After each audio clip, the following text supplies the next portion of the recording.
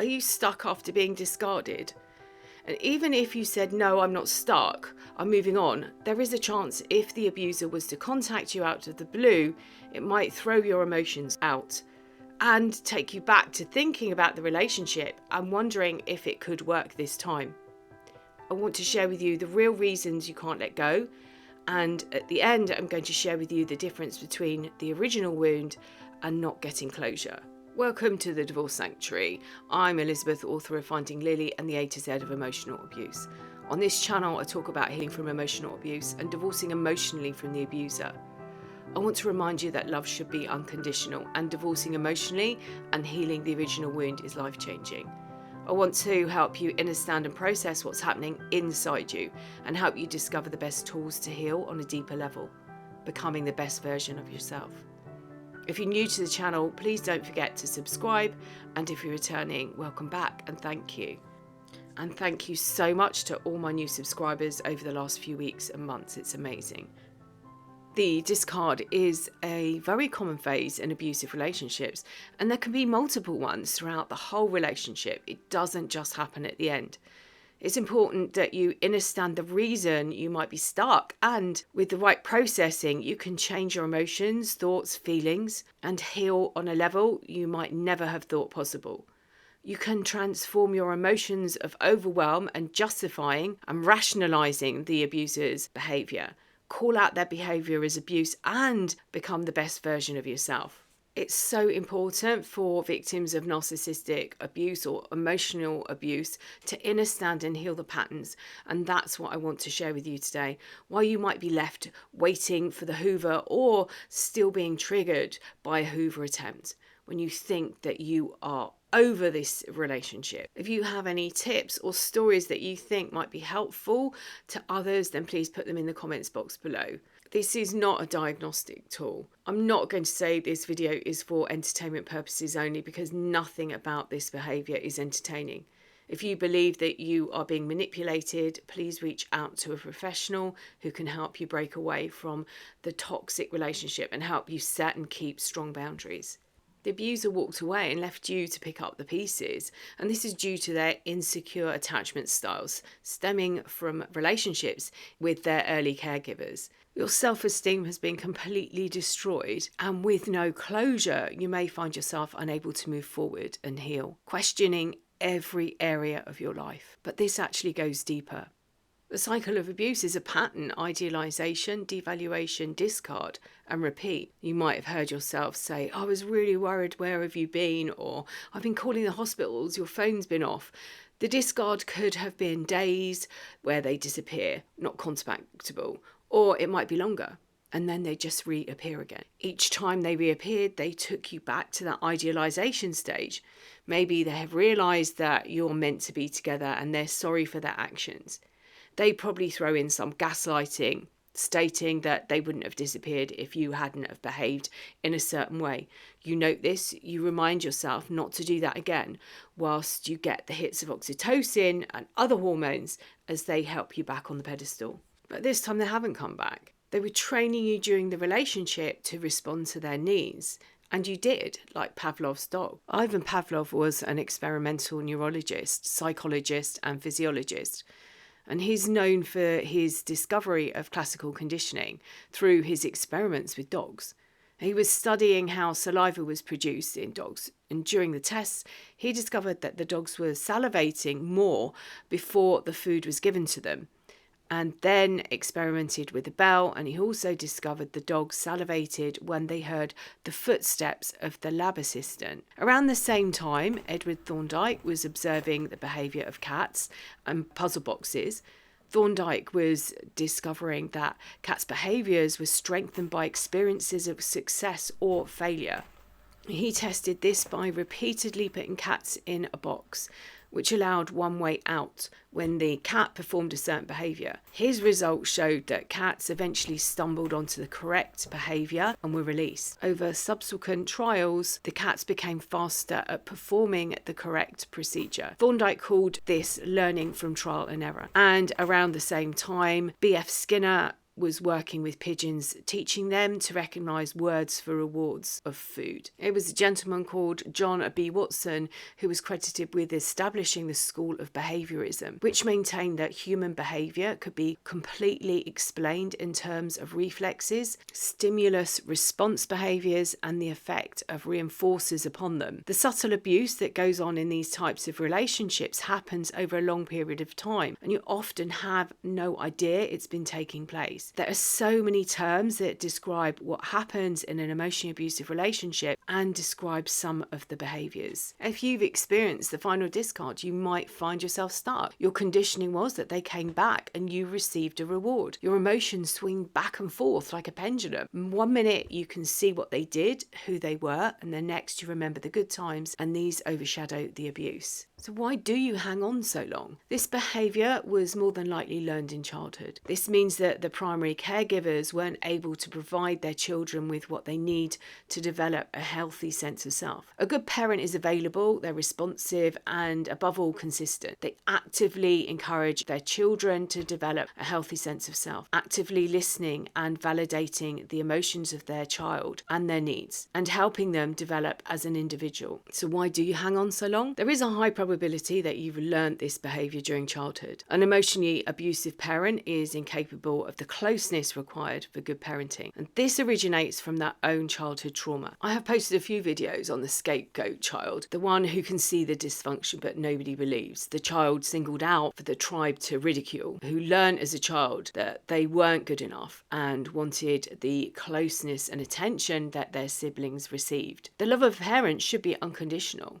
But what if it isn't? Over time, you will have received messages through the actions of the parent or caregiver that you weren't good enough. You may have watched on, even trying to mimic and copy those around you in an attempt to be accepted into the tribe and to be loved in the way that your siblings were. We live in a theta state for the first 7 to 8 years of our life. This is a hypnotic state, a dreamlike state, where we take on everything we see, hear, feel as the truth. We don't have the ability to process if the way that we are treated is right or wrong. We aren't able to look at other family units and realise that they are different to ours. We believe everybody behaves in the same way. A young child doesn't have the emotional maturity to process what they are feeling. And over time, they begin to develop a deeply rooted hatred for themselves, believing their true identity is not good enough. And these beliefs travel with us into adulthood. There are various roles children take on in a toxic household,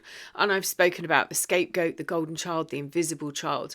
I will tag those in the description box. When we think about families and the bonds, we see them as caring and supportive, but this isn't always the case, especially if the unit has either a narcissistic or controlling parent in charge of it. That parent expects everything to be done their way, and if that doesn't happen, they need someone to take the blame. As with other emotional abusers, it's never going to be their fault. They need someone to blame to protect their fragile sense of self. A reasonably well-adjusted person might get annoyed if something doesn't go to plan, or how they had visualised it. Being balanced, they can usually work through the process of events that led up to this situation. The emotionally abusive parent can't do this. The scapegoat is left experiencing self-doubt and taking responsibility for the actions of everyone around them. Their self-esteem is on the floor. They don't understand why anyone else would like them, having been shunned, and the only attention they've ever received was in the form of punishment. It's easy to see how a child taking those wounds into adulthood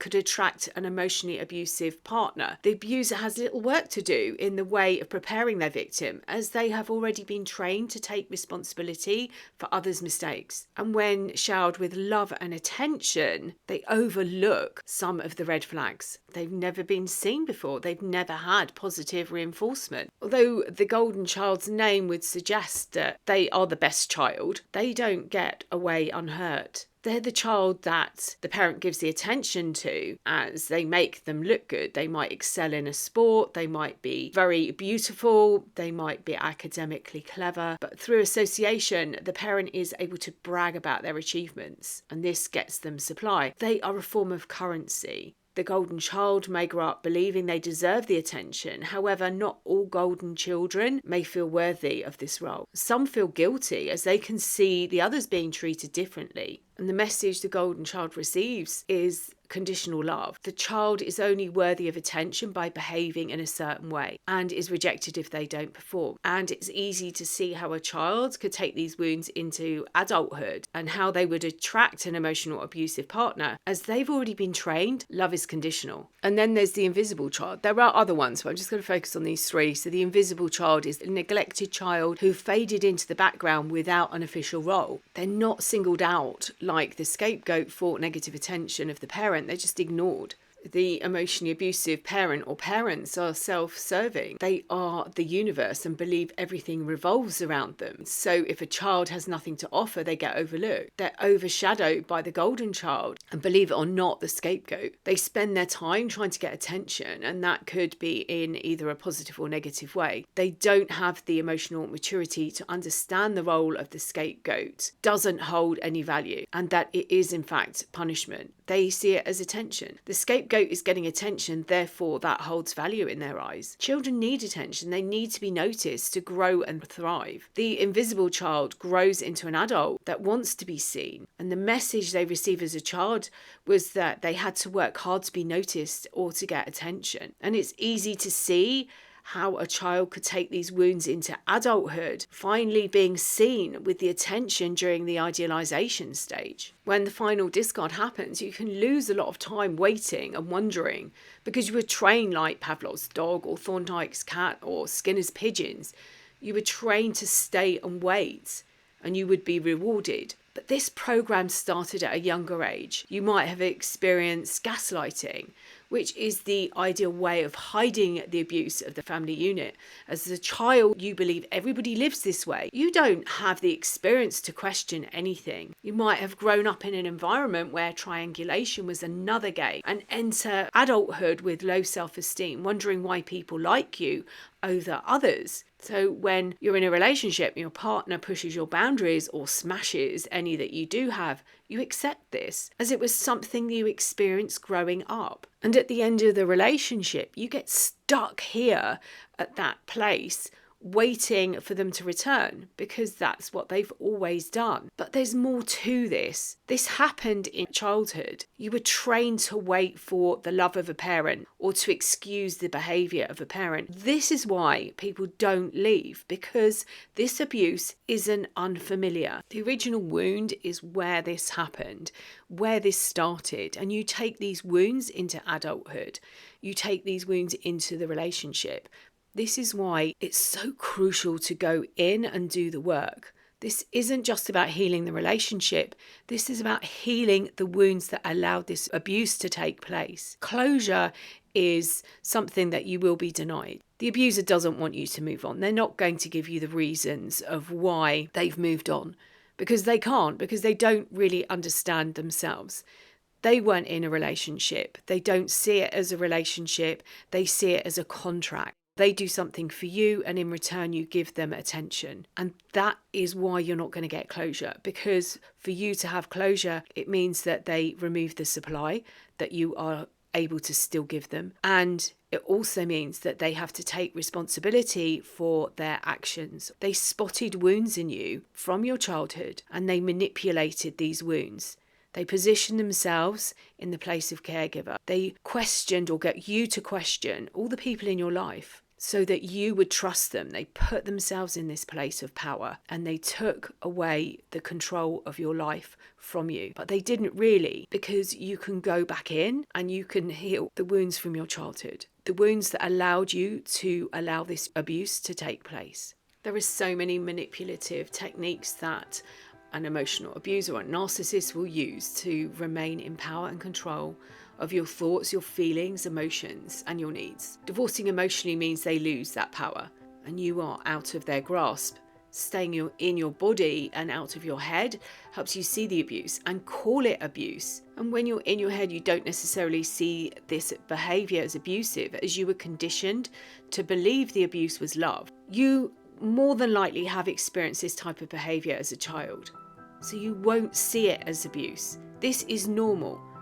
And this is why it's crucial to heal the original wounds. I hope this video has been helpful to you. If you'd like to find out more ways of working with me, please visit my website. All the details are in the description box below. I'm sending you loads and loads of love until next time.